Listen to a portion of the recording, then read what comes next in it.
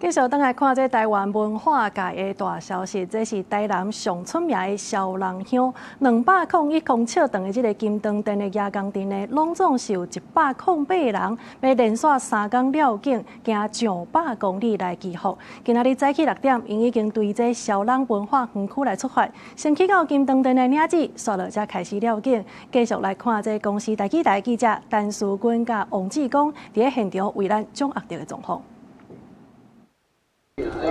今仔是台南金灯殿3档一届小人乡的头一日哦。小人乡上特别的是有108人的夜光灯，这嘛是目前世界上长的夜光灯哦。今仔透早3点开始，才108个新童就开始西装打扮，开始出巡哦。部长嘛讲，虽然夜光灯需要108个囡仔，也毋过无受到这么少惊吓的影响。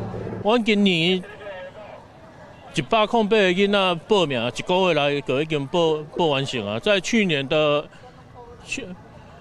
那个金档的6月、7月就已经报名完整了，哎，对，而且现在目前的价位头尾是36000，中间的部分是22000。这夜工吼，啊，夜工有30天空，下里地刷落工，吼，来保护这个绕境。 会当啊圆满顺遂，哦啊囡仔会当啊蹦蹦大，哦啊地位会开。紧急就是讲吼，想家的人莫挖起梦，哦啊家就无清气想的，啊住当下，我莫去下梦，莫去下洗这夜工。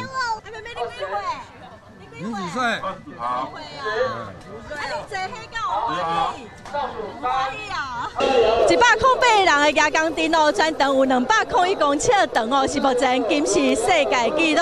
咱台记台下晡新闻，明仔载下晡3点，卖专工甲主播台移到加台南的家里来报上下晡新闻。所以，请观众朋友哦，明仔载下晡3点，就要准时收看下晡新闻。即马甲现场交登去互主播。